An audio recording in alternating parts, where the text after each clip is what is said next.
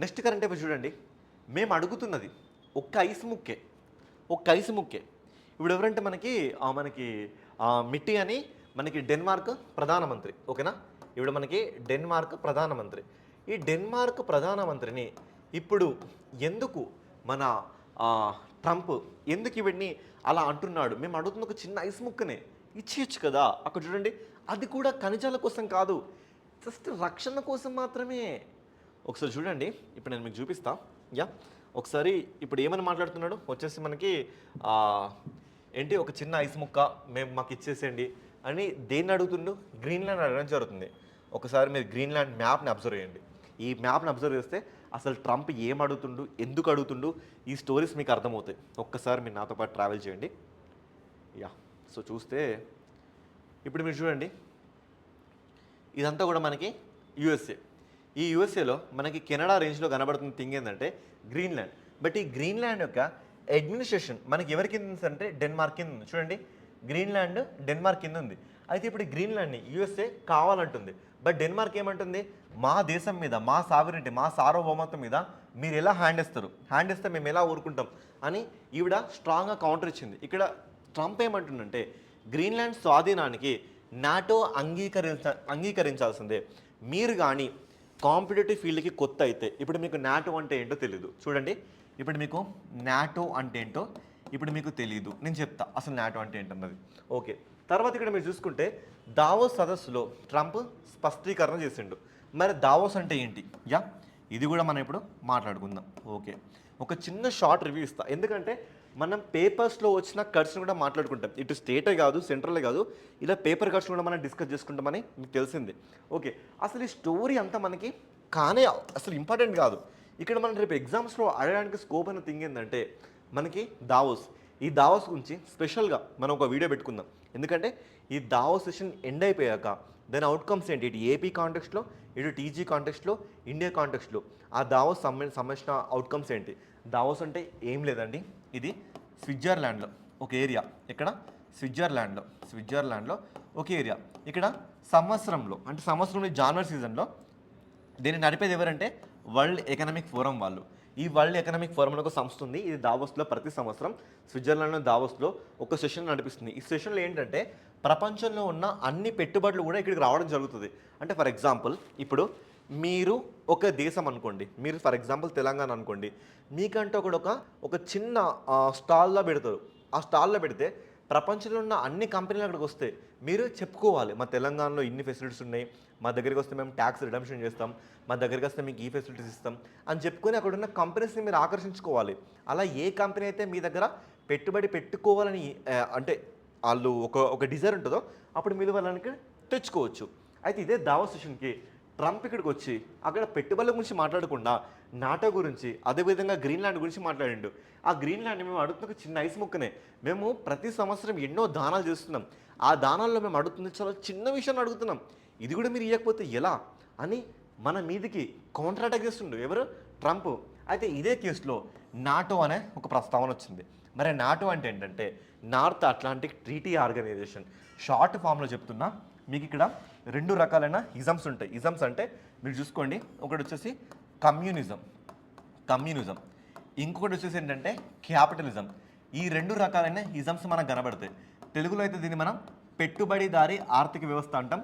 దీన్ని మనం చూసుకుంటే కమ్యూనిస్టు ఆర్థిక వ్యవస్థ అంటాం. ఓకేనండి, బాగానే ఉంది.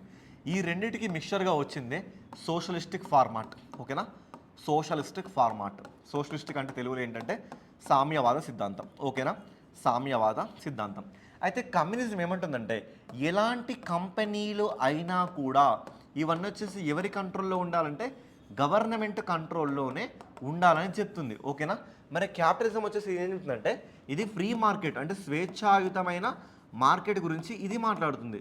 మరి దీనికి తేడాలు ఏంటి సార్ అంటే, మీరు ఒకవేళ ఈ దేశంలో మీకు లార్జ్ రేంజ్ ఆఫ్లో మీకు పెట్రోల్ అనే ఒక థింగ్ ఇక్కడ మీకు దొరికింది అనుకోండి, మీరు క్యాపిటలిస్టిక్ దేశాలు అంటే ఫర్ ఎగ్జాంపుల్ మీకు ఏదైనా ఓన్ కంపెనీ ఉందనుకోండి, ఆ కంపెనీ వచ్చి ఫర్ ఎగ్జాంపుల్ ఈ పెట్రోల్ మనకి ఏ దేశంలో దొరుకుతుందంటే వెనజులా అనే దేశంలో దొరుకుతుంది అనుకోండి. ఓకేనా, ఈ దేశంలో దొరికితే మీరు ఒక కంపెనీ తీసుకొచ్చి ఇక్కడ ఇన్వెస్ట్మెంట్ చేస్తా అంటే ఈ వెనజులా గవర్నమెంట్ ఒప్పుకుంటేనే మీరు ఇక్కడ పెట్రోల్ తవ్వగలరు. ఈ వెనజులా కంపెనీ ఈ వెనజులా దేశం ఒప్పుకోకపోతే మీ కంపెనీ ఇక్కడికి రాలేదు. మరి ఇలా చూసుకుంటే క్యాపిటలిస్ట్ దేశాల్లో మేజర్గా దీనికి హెడ్ ఎవరంటే యుఎస్ఏ. మరి ఇక్కడ కమ్యూనిస్ట్ దేశాలకి దీనికి హెడ్ ఎవరంటే రష్యా. ఓకేనా, రష్యా. ఈ రష్యా అండ్ ఈ యుఎస్ఏ వీళ్ళిద్దరి మధ్యలో ఈ ఆర్థిక పరమైన పోరు మన ప్రపంచ చరిత్రలో దీన్ని మనం కోల్డ్ వార్గా చూడొచ్చు. ఇప్పుడు ఏంటంటే వీళ్ళకి సంబంధించిన కొన్ని ఎక్స్పోర్ట్స్ ఇంపోర్ట్స్ మీద వీళ్ళు టారిఫ్స్ అంటే అధికమైన సుంకాలు విధించడం కానీ, వీళ్ళకి సంబంధించిన ఇష్యూస్ మీద వీళ్ళు అసలు వాళ్ళ జోక్యం ఇందులో లేకపోవడం కానీ ఇలాంటి ప్రయత్నాలు చేయడం జరుగుతుందండి. అయితే ఈ ప్రయత్నాల్లో ఈ వెనజులా పెట్రోల్ ఇక్కడ ఉంది కదా, అందుకే ఆ క్యాపిటలిస్ట్ దేశం మన యుఎస్ఏ వెనజులాని ఖతం చేయడం జరిగింది. ఇప్పుడు ఇక్కడ క్యాపిటలిస్టిక్ భావాలు తీసుకురావడం జరుగుతుంది. అయితే మన దేశం ఏంటంటే ఇటు సగం కమ్యూనిజంని ఇటు సగం క్యాపిటలిస్ట్ని ఈ రెండింటిని తీసుకొని మన దేశం మిక్స్డ్ ఎకానమీని ఫాలో అవుతుంది. దేన్ని ఫాలో అవుతుంది మన దేశం? మిక్స్డ్ ఎకానమీని ఫాలో అవుతుంది. ఓకేనా, ఈ కేసులో మనం చూసుకుంటే 1948లో ఒక ఇండస్ట్రియల్ రెజల్యూషన్ వచ్చింది. ఇది very very very very important your previous year question అండి. ఓకేనా, 1948లో మనకి మొట్టమొదటి పారిశ్రామిక తీర్మానం వచ్చింది. రెండో చూసుకుంటే మనకి 1956లో మనకి ఇంకొక ఇండస్ట్రియల్ రెజల్యూషన్ వచ్చింది. దీన్నే మనం ద కాన్స్టిట్యూషన్ ఆఫ్ ఇండస్ట్రీస్ అని కూడా పిలుచుకోవచ్చు.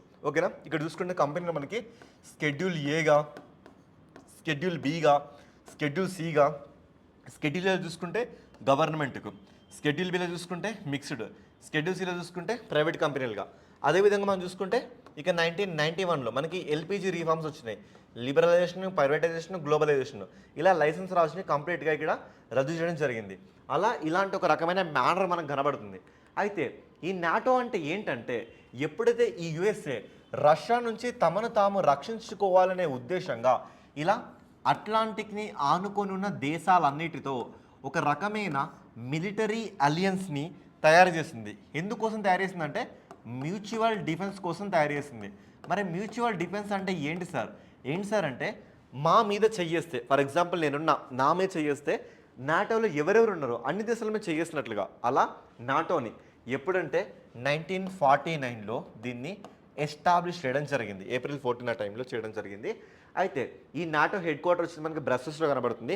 అట్లాంటిక్తో సరిహద్దు లేకుండా ఉన్న ఒక్కగానొక్క దేశం ఇక్కడ చూసుకుంటే మనకి టర్కీ.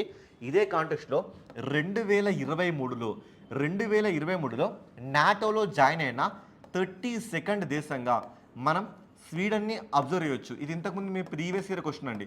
ఓకేనా, అదేవిధంగా మనం చూసుకుంటే అంతకుముందు ఒక సంవత్సరంలో 2022లో 31st దేశంగా దీంట్లోకి ఫిన్లాండ్ జాయిన్ అయింది. ఇప్పటివరకు ఇందులో ఉన్న మొత్తం దేశాలు ఏంటంటే 32 దేశాలు. అయితే ఇదే నాటోలో మనకి డెన్మార్క్ కనబడుతుంది. ఓకేనా, ఇక దీన్ని ఏర్పాటు చేసింది వచ్చేసి యుఎస్ఏ. ఇప్పుడు యుఎస్ఏ ఏం చేసిందంటే చూడండి, ఇందులో అంటే నాటోకి సంబంధించిన ఒక ఆర్టికల్ 5 అని ఒకటి ఉంటుందండి. అంటే నాటోకి ఒక సెపరేట్ రాజ్యాంగం ఉంటుంది. ఆ రాజ్యాంగంలో ఆర్టికల్ 5 ఏం చెప్తుందంటే వీళ్ళ మీద ఎవరు చేసినా ఆ మిగతా 32 దేశాల మీద చేసినట్టుగానే. మరి ఇప్పుడు యుఎస్ఏ అందులో ఒక మెంబరే, మరి అందులో ఒక మెంబర్ మీద చేస్తుంది అంటే మిగతా దేశాలను ఇప్పుడు యుఎస్ఏ మీద ఫైట్ చేస్తాయా? అదేనండి ఇక్కడ ట్రంప్ ఎందుకు చూడండి నాటో అంగీకరించి ఒక చిన్న వర్డ్ కోసం ఇప్పుడు ఎంత డీటెయిల్ చెప్పడం జరిగింది. ఇదే మీరు నార్మల్గా మీరు వింటే జస్ట్ నాటో అంగీకరించేస్తుంది ఇట్లా మాట్లాడతారు. ఇది వెనకాలన్న స్టోరీ అండి. అలా నాటో అంగీకరించేస్తుందని ఇక్కడ ఈ స్టోరీ చెప్తుంది. అందుకే ఈ గ్రీన్లాండ్ని డెన్మార్క్ మాకు ఇచ్చేయాల్సిందే, మేము అనుకుంటే బలం ప్రయోగించడం మాకు పెద్ద విషయం కాదు, కానీ మేము ఆలోచిస్తున్నాం అని ఇక్కడ ట్రంప్ చెప్పడం జరుగుతుంది. ఇది దీనికి సంబంధించిన ఇష్యూ. ఓకే, నెక్స్ట్ చూసుకుంటే మనకు ఒక స్కీమ్ వచ్చింది, ఒక గవర్నమెంట్ స్కీమ్ వచ్చింది మనకి. ఓకేనా, ఈ స్కీమ్ ఏం చెప్తుందంటే development communication and information dissemination scheme. ఒకసారి తెలుగులో చూడండి, ఇంగ్లీష్లో చూడండి. తెలుగులో చూసినా మీకు మ్యాక్సిమం ఇంగ్లీష్ వర్డ్సే కనబడుతున్నాయి కదా. ఎస్, ఎందుకంటే మీరు చూడండి కొన్ని రకాలైన పదాలని మీరు తెలుగులో చూసినా ఇంగ్లీష్లో చూసినా అవి మీకు ఒకే పలకడం పరంగా ఒకే రకంగా కనబడతాయి. ఎందుకు ఇలా చెప్తున్నా అంటే కొన్నిటి మీరు తెలుగులోకి చేంజ్ చేస్తే కొన్ని లైక్ స్లోగన్స్ కానీ థీమ్స్ కానీ వీటి అర్థాలు మారిపోతాయి. కానీ ఎగ్జామ్గా మాత్రం తెలుగు ఇంగ్లీష్లో అడుగుతాడు. ఈ కాంటెక్స్ట్లో నేను మీకు చెప్తున్నా ఇక్కడ డెవలప్మెంట్ కమ్యూనికేషన్ ఇన్ఫర్మేషన్ డిసెమినేషన్ అంటే చూడండి, డెవలప్మెంట్ కమ్యూనికేషన్ అంటే ఏంటి? కమ్యూనికేషన్ని పెంపొందించే విధంగా ఇన్ఫర్మేషన్ని, కమ్యూనికేషన్ అంటే సమాచారాన్ని, అదేవిధంగా కమ్యూనికేషన్ని.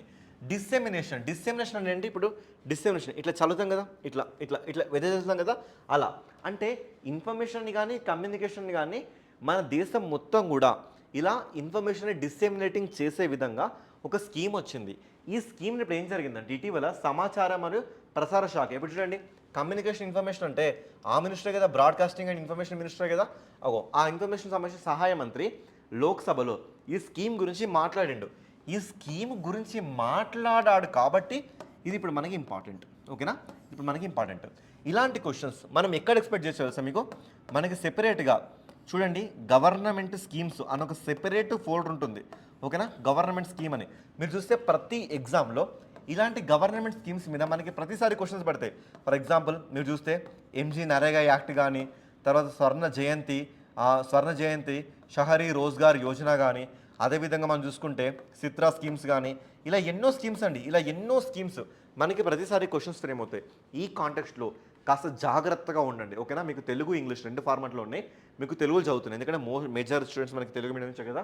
ఇక్కడ చూసుకుంటే సమాచారం మరియు ప్రసార శాఖ మంత్రి శాఖ ఇది ఒక కేంద్ర రంగ పథకం అని చెప్తుంది. అంటే కేంద్రం మాత్రమే దీన్ని ఫుల్ ప్లేజ్డ్గా దీన్ని యూజ్ చేస్తున్న ఒక స్కీమ్ మనం మాట్లాడుకోవచ్చు ఇక్కడ. ఓకే, ఇది ఏం చేస్తుంది, ఇది మనకి ఇంపార్టెంట్. ప్రభుత్వానికి సంబంధించిన ఏదైనా కార్యక్రమాలున్నా, ప్రభుత్వానికి సంబంధించిన ఏదైనా పథకాలున్నా, ఈ కార్యక్రమాలకు సంబంధించిన సమాచారాన్ని పౌరుల మొత్తానికి వ్యాప్తి చెందించాలి. ఇప్పుడు చూడండి మీకు అప్పుడప్పుడు కొన్ని మొబైల్కి కొన్ని మెసేజ్ వస్తాయి, పలానా గవర్నమెంట్ కానీ, లేదంటే అప్పుడప్పుడు మీకు కాల్స్ వస్తాయి, మీరు మన దేశంలో మన గవర్నమెంట్ ప్రకారం మీరు సంతృప్తిగా ఉన్నారా, అయితే 1 నొక్కండి లేదా 2 నొక్కండి, ఇట్లా కొన్ని మీకు వస్తే రావా అవన్నీ కూడా అన్నట్లుగా దేశవ్యాప్తంగా ఉన్న గ్రామీణ ప్రాంతాలు కానీ, గిరిజన ప్రాంతాలు కానీ, మారుమూల ఏరియాలు కానీ, పట్టణ జనాభా కానీ, వీళ్ళందరికీ చేరువయ్యేది వీళ్ళ ముఖ్యమైన సిద్ధాంతం. అయితే దీన్ని ఎవరు అమలు చేస్తారు, ఇది మనకి ఇంపార్టెంట్. ఎవరు అమలు చేస్తారంటే మనకి సెంట్రల్ బ్యూరో ఆఫ్ కమ్యూనికేషన్ ఒకటి ఉంది, అదేవిధంగా ప్రెస్ ఇన్ఫర్మేషన్ బ్యూరో ఒకటి ఉంది. నేను ఎప్పుడు చూడండి ప్రెస్ ఇన్ఫర్మేషన్ బ్యూరో వాళ్ళు ఇచ్చింది మాత్రమే నేను మీకు ఎగ్జాంపుల్స్ చెప్తాను. ఇప్పుడు చూడండి ఫర్ ఎగ్జాంపుల్ మీరు ఇలా రండి, పిఐబి అని ఇక్కడ మీరు సెర్చ్ చేయండి. చూడండి పిఐబి, మన కరెంట్ అఫైర్స్ కూడా ఈ పిఐబి నుంచి మనం తీసుకున్న ఇష్యూస్. చూడండి పిఐబిలోకి వెంటనే ఇప్పుడు మన పిఐబిలోకి మనం ఎంటర్ అయినాం, ఓకేనా. పిఐబిలోకి ఎంటర్ అయినాం. చూడండి భారత సర్కార్ సూచన కార్యాలయం, అవునా కదా. ఇక చూడండి ఇదంతా కూడా మనకి పిఐబికి సంబంధించిన ఇష్యూ. ఇప్పుడు పిఐబి లోపల రాగానే మనకి అసలు గవర్నమెంట్ ఏ స్కీమ్స్ తీసుకుంటుంది, గవర్నమెంట్ దేన్ని మనకి ఇంప్లిమెంట్ చేస్తుంది, ఇవన్నీ కూడా మనకి ఇక్కడే కనబడతాయి. చూడండి ఇదంతా కూడా మనకి హిందీలో ఉంది, ఇంగ్లీష్లో కొడితే మనకి ఇంగ్లీష్లో కూడా వస్తుంది. మరి పిఐబి కానీ, అదేవిధంగా న్యూ మీడియా వింగ్ కానీ, వీళ్ళందరూ దీంట్లో మనకు ఉంటారు. స్వచ్ఛ భారత్ కానీ, ప్రధానమంత్రి ఆవాస్ యోజన కానీ, rural urban Jal Jeevan mission, ఇలా ఎన్నో స్కీమ్స్, వీటికి సంబంధించిన స్కీమ్స్ని ఇది మనకి డిసెమినేట్ చేయడం జరుగుతుంది. అయితే ఈ కాంటెక్స్ట్లో మనకు ఇలా సెంట్రల్ బ్యూరో ఆఫ్ కమ్యూనికేషన్ అంటే ఏంటి అని అడిగే ఒక క్వశ్చన్ కూడా మనకు ఉంది. ఇది చూసుకుంటే మనకి ఏ మినిస్టర్ కింద రన్ అవుతుందంటే ministry of information and broadcasting కింద రన్ అవుతుంది. మరి ministry of information and broadcasting minister ఎవరో తెలిస్తే కింద కామెంట్ చేయండి, ఖచ్చితంగా కామెంట్ చేయండి. నేను ఎందుకు ఈ మినిస్టర్స్ని కామెంట్ చేయమని అడుగుతున్నంటే నాకు ఒరిగేది ఏం లేదు, కానీ మంత్రుల మీద, మంత్రిత్వ శాఖల మీద మనకి ఇంతకుముందు ఎస్ఐబిస్లో క్వశ్చన్స్ ఫ్రేమ్ అయినాయి, ఆ కాంటెక్స్ట్లో చెప్తున్నా, ఓకేనా. ఎస్, మరి ఏం చేస్తుందంటే అన్ని రకాల మంత్రిత్వ శాఖలకు వెళ్ళి 360 డిగ్రీస్లో ఇన్ఫర్మేషన్ సేకరించి ఇలా మనం చూస్తున్నట్లుగా ఇలా మనందరికీ ఇన్ఫర్మేషన్ని పాస్ చేస్తుంది. అయితే సార్ మన క్వశ్చన్స్ ఎలా ఫ్రేమ్ అవుతాయంటే ఇది కంప్లీట్గా సెంట్రల్ సెక్టార్ స్కీమ్ అంటే దీంట్లో రాష్ట్ర ప్రభుత్వానికి ఎలాంటి చొరవ దీంట్లో లేదు, మొత్తం సెంట్రల్ చూసుకుంటుంది. అండ్ దీన్ని నడిపిస్తున్న మంత్రి శాఖ ఏంటంటే మనకి సెంట్రల్ ఇన్ఫర్మేషన్ అండ్ బ్రాడ్కాస్టింగ్ శాఖ వాళ్ళు నడిపిస్తున్నారు. దీనికి మేజర్గా దీన్ని ఎవరు అమలు చేస్తున్నారంటే పిఐబి, ప్రెస్ ఇన్ఫర్మేషన్ బ్యూరో కానీ, సెంట్రల్ బ్యూరో ఆఫ్ కమ్యూనికేషన్ కానీ, న్యూ మీడియా వింగ్ కానీ, వీళ్ళు దీన్ని చేస్తున్నాను. ఇక్కడ మీరు గుర్తుపెట్టుకుని సరిపోద్ది, ఇంతకుమించి క్వశ్చన్ దీంట్లో. ఇక నెక్స్ట్ మనం చూసుకుంటే కేయోని వన్యప్రాణుల సంరక్షణ కేంద్రం లేదా కేయోని వైల్డ్ లైఫ్ సాంక్చురీ. ఓకే, అసలు కేయోని వైల్డ్ లైఫ్ సాంక్చురీ ఎందుకు మనకి న్యూస్లో ఉంది? ఇక్కడ ఒక కుక్క మనకు కనబడుతుంది, సరేనండి. చూడండి చూస్తే మనకి చాలా డేస్ నుంచి మనం అసలు జాగ్రఫీని డిస్కస్ చేయట్లేదు, అర్థమవుతుందా? జాగ్రఫీని మనం డిస్కస్ చేయక చాలా అంటే చాలా సమయం గడిచింది. అయితే ఈ కాంటెక్స్ట్లో జాగ్రఫీలో ఇలాంటి క్వశ్చన్స్ మనకి ఎక్కడ ఫ్రేమ్ అవుతాయంటే మనకి ఒక చాప్టర్ ఉందండి, ఆ చాప్టర్ పేరు ఏంటంటే న్యాచురల్ వెజిటేషన్. దీన్నే మనం తెలుగులో ఏమంటామంటే వృక్ష సంపద అంటాం, ఓకేనా. వృక్ష సంపద. తర్వాత మనం చూసుకుంటే wild life. Okay, wild life అంటే వన్యప్రాణులు అని ఒక చాప్టర్ మనకు ఉంటుందండి. ఈ చాప్టర్లో ఇలాంటి క్వశ్చన్స్ మనకి ఫ్రేమ్ అవుతాయి. ఈ చాప్టర్లో మనకి మేజర్ చూసుకుంటే ఒకటి నేషనల్ పార్క్స్ మీద క్వశ్చన్స్ పడడం కానీ, వైల్డ్ లైఫ్ సాంక్చురీస్ మీద క్వశ్చన్స్ పడడం కానీ, tiger reserves, crocodile reserves, elephant reserves, తర్వాత బయోస్పియర్ రిజర్వ్స్, ఇలా మన క్వశ్చన్స్ ఫ్రేమ్ అవుతాయి. ఇప్పుడు నేషనల్ పార్క్స్ ఉన్నాయి 107, ఒకరోజు గుర్తుపెట్టుకోవడం మీకు పాసిబులా? వైల్డ్ లైఫ్ సాంక్చురీస్ ఉన్నాయి అప్రాక్సిమేట్లీ మనకి 570+ ఉంటాయి, మరి వాటిని గుర్తుపెట్టుకోగలరా? టైగర్ రిజర్వ్స్, అదేవిధంగా మనం చూసుకుంటే రామ్సర్ సైట్స్ ఇప్పుడన్నీ మొత్తంగా మనకి 96 వచ్చినాయి. బయోస్పియర్ రిజర్వ్స్ మొత్తం 18 ఉన్నాయి. ఈ 18లో మనకి యునెస్కో ఇప్పటికి ఎన్ని బయోస్పియర్ రిజర్వ్స్ గుర్తించింది? 13 బయోస్పియర్ రిజర్వ్స్ గుర్తించింది. అదేవిధంగా మనకి bio diversity hotspots, elephant reserves, ఇవన్నీ ఎన్ని ఉన్నాయండి? ఇవన్నీ వన్డేలో గుర్తుపెట్టుకోవడం ఎవరి వల్ల కాదు. అందుకే మీకు ఇలా కరెంట్ అఫైర్స్లో ఏదైతే ప్రస్తుతం నలుగుతున్న న్యూస్ ఒకటి ఉందో దాన్ని ఈ పాయింట్ ఆఫ్లో గుర్తుపెట్టుకొని సరిపోతుంది. ఇక్కడ కేయోని వన్యప్రాణుల అభయారణ్యం గురించి మనం మాట్లాడుకుంటే ఇటీవల 2 అడవి కుక్కలు, వీటిని మనం ఏమంటామంటే దోల్స్ అనే పేరుతో పిలవడం జరుగుతుందండి. దోల్స్ అనగా ఏమంటే 2 అడవి కుక్కలు. ఇవి ఎక్కడ మనకు కనబడ్డాయి అంటే కేయోని వన్యప్రాణుల సంరక్షణ కేంద్రంలో మనకు కనబడ్డాయి. ఒకసారి ఈ కేయోని సంబంధించిన కొన్ని డీటెయిల్స్ పాయింట్ మనం చూసుకుందాం. ఇది మనకి ఎక్కడ లొకేట్ అయింది సార్ అంటే ఇది మనకి మధ్యప్రదేశ్లో కనబడుతుంది. ఓకేనా, ఇది మధ్యప్రదేశ్లో ఎగ్జాక్ట్గా ఏ ప్లేస్లో సార్ అంటే మనకి రతపాని టైగర్ రిజర్వ్ దగ్గర కనబడుతుంది. Ratapani tiger reserve. మరి రతపాని టైగర్ రిజర్వ్ అంటే ఏంటంటే చూడండి, మన దేశంలో 1973లో ప్రాజెక్టు టైగర్ అన్న ఒక కొత్త ఇనిషియేటివ్ని తీసుకొచ్చారండి. ఓకేనా, ఎందుకు సార్? అంతకుముందు మనం చూసుకుంటే మన దేశపు యానిమల్ ఏంటంటే ఏషియాటిక్ లయన్. ఆ లయన్ని కాదని అప్పటి ప్రధానమంత్రి ఎవరు, శ్రీమతి ఇందిరాగాంధీ ఏం చేస్తుందంటే ఈ ప్రైవేట్ లైన్ తీసుకొచ్చింది. ప్రైవేట్ టైగర్ తీసుకొచ్చింది. ఎందుకంటే ప్రైవేట్ టైగర్ ప్రకారంగా టైగర్స్ తగ్గిపోతున్నాయి మన దేశంలో. అలా ప్రైవేట్ టైగర్ తీసుకొచ్చి సెపరేట్గా టైగర్ రిజర్వ్స్ అనే కొత్త కాన్సెప్ట్ తీసుకొచ్చింది. దాని ప్రకారంగా మన దేశంలో మొట్టమొదటి టైగర్ రిజర్వ్గా జిమ్ కార్బెట్ని మనం చూసుకోవచ్చు.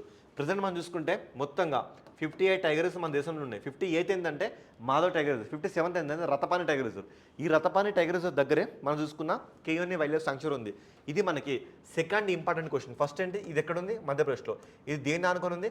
రతపాని టైగర్ రిజర్వ్ ఆనుకొని ఉంది. తర్వాత మూడోది ఏంటంటే వాటి వెజిటేషన్. అక్కడ ఉన్న వృక్ష సంపద ఎట్లాంటి వృక్ష సంపద అంటే డ్రై డెసిడియస్ వృక్ష సంపద. డ్రై అంటే ఏంటి మనకి అంటే డ్రై అంటే మనకి మొత్తంగా ఇట్లాంటి తడి ఉండని ప్రాంతం అన్నట్టుగా. మరి డెసిడియస్ అంటే ఏంటంటే ఆకు రాల్చు అడవులు. ఇంగ్లీష్లో తెలుగులో దీన్ని ఏమంటామంటే ఉష్ణమండల ఆకు రాల్చు అడవులు ఈ ప్రాంతంలో కలవు. చూడండి, ఇట్లాంటి క్వశ్చన్స్ మనకి నెంబర్ ఆఫ్ టైమ్స్ ఇంతకుముందు ఎగ్జామ్స్లో అడగడం జరిగింది. అందుకే ఇన్ని స్టార్స్ ఇస్తున్నా. ఓకేనా, ఎస్. ఇలా మనకు కనబడుతుంది. ఈ ప్లేస్లో మనం ఫానా అంటే జంతుజాలం, జాకల్స్ కానీ, పామ్ సివెట్స్ కానీ, లెపర్డ్స్ కానీ, స్లాబ్ బియర్స్ కానీ, హైనాస్ కానీ ఇవన్నీ కనబడతాయి. ఫ్లోరా అంటే వృక్ష సంపద, టేకు కానీ, బ్యాంబూ కానీ, కుసుమ్ కానీ ఇవన్నీ కనబడతాయి.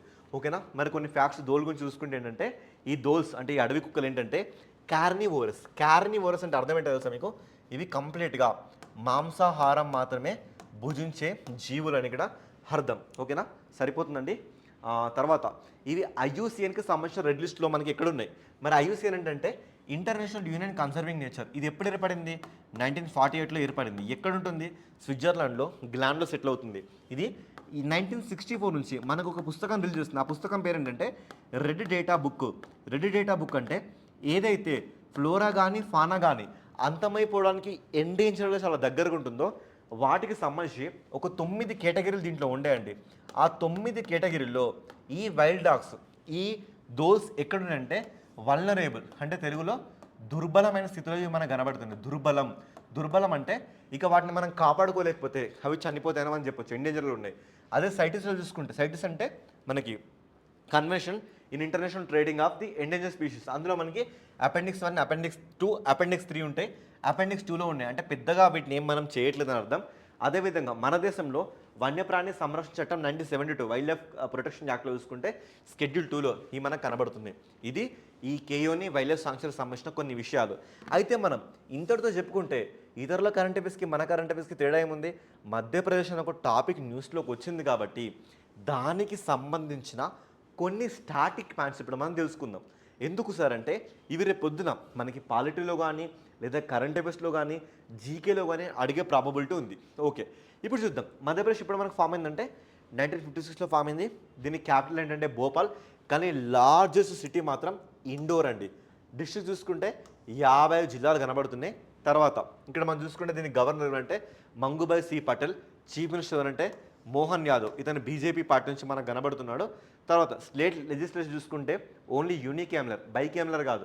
బై కెమెరల్ అంటే ఎమ్మెల్యే ఎమ్మెల్సీ సిస్టమ్, కానీ ఇక్కడ ఓన్లీ ఎమ్మెల్యే సిస్టమ్ మాత్రం కనబడుతుంది. మొత్తం ఎమ్మెల్యే సీట్స్ ఏంటంటే 230 ఎమ్మెల్యే సీట్స్.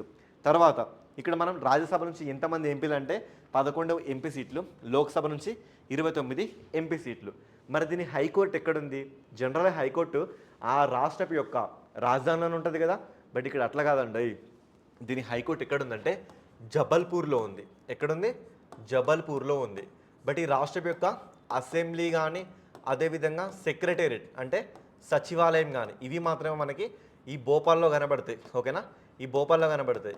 ఈ రాష్ట్రంలో అత్యంత లార్జెస్ట్ సిటీ ఏంటంటే ఇండోర్ అని మనం చెప్పొచ్చు. ఓకేనా, ఇది దీనికి సంబంధించిన స్టాటిక్ డేటా. ఓకే, నెక్స్ట్ మనకి national council of science museum ఇప్పుడు న్యూస్లోకి వచ్చిందండి. National council of science museum. ఒకసారి మీరు దీన్ని చదివితేనే మీకు అర్థమవుతుంది. మీకు తెలుగు చూడండి, ఇంగ్లీష్ చూడండి, మ్యాక్సిమం ఇంగ్లీష్ పదాలు మీకు కనబడుతున్నాయి. అవునా కాదా? ఎందుకంటే సైంటిఫికల్గా సంబంధించిన కొన్ని పదాలు వచ్చినప్పుడు మీరు మ్యాక్సిమం దాన్ని ఇంగ్లీష్లో గుర్తుపెట్టుకోవడానికే ట్రై చేయండి. తెలుగులో గుర్తుపెట్టుకుంటే మళ్ళీ మొదటిగా మోసం అవుతుంది. ఓకే, ఇప్పుడు చూడండి, the national council of science museum అనేది న్యూస్లోకి వచ్చింది. ఈ పేర్లోనే ఉంది, సైన్స్ మ్యూజియాలకి ఇది ఒక కౌన్సిల్ అంటే జాతీయ మండలిగా ఇది మనకి వర్క్ అవుతుంది. ఓకేనా, జాతీయ మండలి దేనికోసం? శాస్త్ర సంబంధిత మ్యూజియాల గురించి. మరి ఇది ఏం చేస్తుందంటే వెరీ రీసెంట్గా మనకి Public Relations Society of India అనొక ఆర్గనైజేషన్ మన దేశంలో 1958లో ఎస్టాబ్లిష్ అయింది. ఈ ఆర్గనైజేషన్ ఇచ్చే అవార్డ్స్లో ఇప్పుడు దీనికి కొన్ని ఒక 2 అవార్డ్స్ దీనికి రావడం జరిగింది. అందువల్ల ఇది ఇప్పుడు మనకి న్యూస్లో కనబడుతుంది. ఇదేనండి national council of science museum. అయితే అసలు ఇది ఏంటి, ఎప్పుడు ఏర్పడ్డది, దీనికి సంబంధించిన కొన్ని వివరాలు మనకి ఇక్కడ తెలుగులో ఉన్నాయి, ఇంగ్లీష్లో ఉన్నాయి, చూద్దాం పదండి. ఆ వివరాలు ఏంటంటే ఇది ఒక ఆటోనామస్ సొసైటీ. ఆటోనామస్ సొసైటీ అంటే ఏంటంటే స్వతంత్ర ప్రతిపత్తి గల సంస్థ. ఏ విషయంలో? మనకు ఓన్లీ ఈ సైన్స్ మ్యూజియం విషయంలో. ఏ మంత్రిత్వ శాఖ కింద వర్క్ అవుతుంది? Ministry of culture. మన దేశంలో మినిస్ట్రీ ఆఫ్ కల్చర్ ఇప్పుడు ఎవరు? గజేంద్ర సింగ్ షెకావత్ గారు. ఓకేనా, గజేంద్ర సింగ్ షెకావత్. చూడండి, మీకు మంత్రిత్వ శాఖ షెకావత్ మీకు మంత్రిత్వ శాఖల కింద డెఫినెట్గా క్వశ్చన్స్ ఏమవుతాయి. గత అనుభవంతో చెప్తున్నా, మీరు మంత్రిత్వ శాఖలు గుర్తుపెట్టుకోవడానికి ట్రై చేయండి, లేదంటే మీరే మోసపోతారు. అలా అయితే మన దేశంలో మినిస్ట్రీ ఆఫ్ కల్చర్ కింద 1978లో ఏర్పడడం జరిగింది. ఇక దీని మెయిన్ హెడ్ క్వార్టర్ ఎక్కడ ఉంటుందంటే మనకి కలకత్తాలోనే జరుగుతుంది. అండ్ దీనికి చాలా వరకు మనకి అఫిలియేటెడ్ ఆర్గనైజేషన్స్ ఉంటాయి. అంటే 26 మ్యూజియంస్ దీని కంట్రోల్లో ఉంటుంది. అండ్ దాంతోపాటుగా దీనికి ఒకటి central research and training laboratory కూడా మనకి కలకత్తాలో ఉంది. Central research and training laboratory అంటే దీని కింద ట్రైనింగ్ చేయడానికి ఒక ల్యాబొరేటరీ కూడా ఉంది. అంటే మొత్తం మీద చూసుకోవద్దు కదా, దీనికి సంబంధించి ఒక్కొక్క స్టేట్లో ఒక్కొక్క హెడ్ క్వార్టర్ మనకు కనబడుతుంది. ఓకేనా, ఈ కాంటెక్స్ట్లో మనం చూసుకుంటే దీనికి నేషనల్ లెవెల్ సెంటర్స్ కొన్ని కనబడుతున్నాయి. కలకత్తాలో చూసుకుంటే మనకి సైన్స్ సిటీ అని, అదేవిధంగా మనం ఇంకో కలకత్తాలో చూసుకుంటే మనకి బిర్లా ఇండస్ట్రియల్ టెక్నాలజీ మ్యూజియం అని, ముంబైలో చూసుకుంటే నెహ్రూ సైన్స్ సెంటర్ అని, బెంగళూరు చూసుకుంటే విశ్వేశ్వరయ్య ఇండస్ట్రియల్ టెక్నాలజీ మ్యూజియం కానీ, ఢిల్లీలో చూసుకుంటే నేషనల్ సైన్స్ సెంటర్ కానీ, గౌహతిలో చూసుకుంటే నేషనల్ సైన్స్ సెంటర్ కానీ, ఇలా మనకు కనబడుతున్నాయి. సరే, ఇవి గుర్తుపెట్టుకోవాలంటే అవసరం లేదు. మరి ఏది గుర్తుపెట్టుకోవాలి? ఇలా national council of science museum ఇప్పుడు న్యూస్లోకి వచ్చింది. ఇది ఎప్పుడు ఏర్పడింది? 1978లో ఇది ఏర్పడడం జరిగింది. ఓకేనా, అదే టైంలో మన దేశంలో ఏ గవర్నమెంట్ రన్ అవుతుంది? జనతా గవర్నమెంట్ రన్ అవుతుంది. దాని ప్రధానమంత్రి ఎవరప్పుడు మనకి? మొరార్జీ దేశాయ్ గారు. ఈయన హయాంలోనే ఈ 1978లోనే మన దేశంలో 4వ రక్షణ వ్యవస్థగా ఇండియన్ కోస్ట్ గార్డ్ అనేది ఏర్పడ్డది. ఈ సంవత్సరంలో మనకి నేషనల్ కౌన్సిల్ ఆఫ్ మ్యూజియం ఏర్పడ్డది. ఇది ఒక ఆటోనామస్ బాడీ అంటే స్వతంత్ర ప్రతిపత్తి గల సంస్థ. ఇది మినిస్ట్రీ ఆఫ్ కల్చర్ కింద రన్ అవుతుందని మీరు చెప్పొచ్చు. ఓకేనా, సో ఇది దీనికి సంబంధించిన డేటా అండి. Okay, yes. Next Hormuz island మళ్ళీ మనకి న్యూస్లోకి వచ్చింది. ఒకసారి ఇక్కడ చూడండి, మొత్తం కూడా మనకి రక్తసిక్తమై కనబడుతుంది. అంటే ఎరుపు రంగుతో పూసుకొని ఈ ఐలాండ్ కనబడుతుంది. అందుకు ఇది న్యూస్లోకి వచ్చింది. అండ్ ఇది ఇందుకు కాకుండా మళ్ళీ మనకి కాస్త మనం ఫ్లాష్ బ్యాక్ వెళ్తే ఒక 3 months కూడా ఇది మనకి న్యూస్లోకి ఉంది. అసలు ఫస్ట్ ఆఫ్ ఆల్ దీని లొకేషన్ చూపిస్తాను, ఒక్కసారి చూడండి. దీని లొకేషన్ మనకి ఎక్కడ ఉంది అంటే, సో ఒకసారి ట్రావెల్ విత్ మీ, మీరు రండి, మీకు వస్తే మీకు దీని లొకేషన్ని ఐ విల్ షో యూ. ఇది మన భారతదేశమా? అవునా కదా? కొంచెం వీడియో ఎవరైనా లో క్వాలిటీలో పెట్టుకుంటే please try to increase your quality in 1080 pixels అండి. ఓకేనా, ఇప్పుడు చూడండి, ఇది మన ఇండియా. ఈ ఇండియా నుంచి మీరు ట్రావెల్ అవుతుండే ఇదంతా మీకు అరబ్ పెనిన్సులా కదా, అంటే అరబ్ పీఠభూమి కదా. ఈ అరబ్ పీఠభూమిలో మీరు ఇక్కడ చూడండి, ఈ ఇరాన్ అదేవిధంగా యునైటెడ్ అరబ్ ఎమిరేట్స్ మధ్య మనకు ఒక సన్నటి తోవ కనబడుతుందా లేదా? ఇవి దీనేనండి నేను హర్మోజ్ స్ట్రైట్ అంటున్నా. ఏమంటున్నా? Hormuz straight STRAIT. దీనే నేను హర్మూజ్ స్ట్రైట్ అని. చూడండి, ఇక్కడ వచ్చిందా ద స్ట్రైట్ ఆఫ్ హర్మూజ్ వచ్చిందా? ఇగో. ఎందుకు సార్ స్ట్రైట్ అంటే అర్థం ఏంటంటే it's a narrow water body అండి. ఇది ఒక సన్నటి water body that connects 2 large water bodies. Simple. ఒక సన్నటి వాటర్ బాడీ 2 పెద్ద వాటర్ బాడీస్ని కలుపుతుంది. ఇక్కడ దీన్ని ఏమంటామంటే నేను హర్మూజ్ జలసంధి అంటున్నాం. అయితే ఇరాన్ అనేది మనకి అటామిక్ ప్రొలిఫరేషన్ ట్రీటీ అంటే అణుసంబంధితమైన బాంబుల్ని తయారు చేస్తున్న విషయంలో కొద్ది రోజుల దాకా దీని మీద ప్రపంచ దేశాలు అన్నీ కూడా దీన్ని బ్యాన్ చేస్తే ఇది ఈ స్ట్రైట్ ఆఫ్ హార్మోజ్ని బ్యాన్ చేస్తుంది. స్ట్రైట్ ఆఫ్ హార్మోజ్ని బ్యాన్ చేయడం వల్ల ఇక్కడ ఉన్న మార్కెట్ అనేది ఎఫెక్ట్ అవ్వడం జరిగింది. అలా మనం దీన్ని చూసుకోవచ్చు. అయితే ఇప్పుడు ఈ ప్లేస్ అనేది ఏమైందంటే చూడండి ఒకసారి, ఇరాన్లో హర్ముజ్ ద్వీపంలో ఒక ఉత్కంఠభరితమైన ప్రకృతి దృశ్యం అనేది మనకి గోచరిస్తుంది. ఎందుకంటే తీర ప్రాంతాలు రాత్రికి రాత్రే రక్తపు ఎరుపు రంగులో ఉన్న ఒక అవాస్తవ ప్రకృతి దృశ్యంగా మారిపోయినాయి. చూడండి మొత్తంగా ఇలా రెడ్ కలర్లోకి మారిపోయినాయి. అయితే స్టోరీ ఏంటంటే మీరు ఎవరు కూడా భయపడకండి. తెలుగులో ఇంగ్లీష్లో రెండిట్లో ఉంది, మీరు ఎవరు కూడా భయపడకండి. ఇక్కడ స్టోరీ ఏంటంటే చూడండి, అసలు ఫస్ట్ ఆఫ్ ఆల్ ఇది ఎందుకు ఇలా మారిపోయిందంటే it covered completely sedimentary rocks and volcanic ash. అంటే ఈ ప్రాంతంలో మొత్తంగా మనకి అవక్షేపణమైన శిలలు, ఇప్పుడు చూడండి సెడిమెంటరీ రాక్స్ అంటే మొత్తం మీకు అవి చాలా స్మూత్ కనబడతాయి. ఆ అవక్షేపణమైన శిలలు దాంతోపాటుగా అగ్ని పర్వతాలకు సంబంధించిన బూడిద ఈ ప్రాంతంలో మనకు గోచరిస్తుంది. అండ్ దాంతోపాటు ఇక్కడ ప్రెసిపిటేషన్ అంటే ఏంటంటే మనకి వాటర్ తుంపరగా పడతాయి కదా, అది మొత్తంగా కనుమరుగైపోయింది. దాని ప్రకారంగా ఇక్కడ కనబడుతున్న ఈ సాయిల్ కానీ అదేవిధంగా నీళ్లు కానీ ఇలా ఈ ఐలాండ్ మీద మోర్ అంటే మోర్ సాల్టీగా ఎక్కువ ఉప్పుగా మారిపోయి ఆ తర్వాత వాటి కలర్ ఈ ఎండతో మనకి ఇలా రెడ్గా కనబడడం జరిగింది. ఎందుకంటే ఇక్కడ వోల్కనిక్ యాష్ దీని ప్రకారంగా మనకి ఎక్కువగా ఐరన్ ఆక్సైడ్ అనేది ఆ ప్రాంతంలో కనబడుతుంది. ఈ ఐరన్ ఆక్సైడ్ ఎక్కువగా ఉండడం వల్ల మనకి ఏ నేలలు ఏర్పడతాయి? ఎర్ర నేలలు ఏర్పడతాయి. ఎర్ర నేలలు ఏర్పడ్డదంటే దాని అర్థం ఏంటి? ఈ ఐరన్ ఆక్సైడ్ అనేది ఆ ప్రాంతంలో మనకి అధికంగా ఉండడం వల్లనే కదా. చూడండి పిల్లలు, ఇది లాస్ట్ టైం మీ ఎస్ఏ క్వశ్చన్. ఎరుపు నేలలు ఎందుకు ఏర్పడతాయి సార్ అంటే ఐరన్ ఆక్సైడ్ వల్ల ఏర్పడతాయని మీరు నాకు ఆన్సర్ ఇవ్వాలి. ఓకేనా? ఎరుపు నేలలు ఎందుకు ఏర్పడతాయి అంటే because of iron oxide. Iron oxide వల్ల ఇలా ఎరుపు నేలలు ఏర్పడతాయని ఇక్కడ మీరు చెప్పొచ్చు. ఇక తర్వాత దీని గురించి మనం చూసుకుంటే స్ట్రైట్ ఆఫ్ హార్మోజ్ అనేది మనకి Persian Gulf and Gulf of ఒమెన్ల మధ్య మనకు కనబడుతుంది. చూడండి ఇప్పుడు ఇది పర్షియన్ గల్ఫ్, ఇది చూసుకుంటే గల్ఫ్ ఆఫ్ ఒమెన్. ఈ రెండింటి మధ్య మనకు కనబడుతున్న ఒక 8 కిలోమీటర్ల సన్నని దారిగా మీరు ఇక్కడ గుర్తుపెట్టుకోవచ్చు. దీని ఏరియా అంటే అప్రాక్సిమేట్లీ మనకి 42 స్క్వేర్ కిలోమీటర్ ఉంటుంది. ఇది ఒక కలర్ఫుల్ స్టైల్ అండ్ దీని నిక్నేమ్ ఏంటంటే రెయిన్బో ఐలాండ్, అంటే ఇంద్రధనస్సు ద్వీపం అని దీనికి పేరు కలదని ఈ డేటా చెబుతుంది. ఓకేనా? ఇలా మొత్తంగా మన కళ్ళ ముందుకు వచ్చింది ఇది. అయితే ఇక్కడ మీరు కానీ ఎస్ఐపిసిలోకి వచ్చిన గ్రూప్స్లోకి వచ్చిన మీకు కొన్ని క్వశ్చన్స్ కనబడతాయండి. ఆ క్వశ్చన్స్ ఏంటంటే ఇదే, అబ్బా సార్ ఏంటి సార్ నాకు ఏం అర్థమవుతుంది, నేను మీతో రాయిస్తా. అయితే ప్రపంచం మొత్తం మీద మనకి కొన్ని స్ట్రైట్స్, కొన్ని ముఖ్యమైన జలసంధులు ఉంటాయి.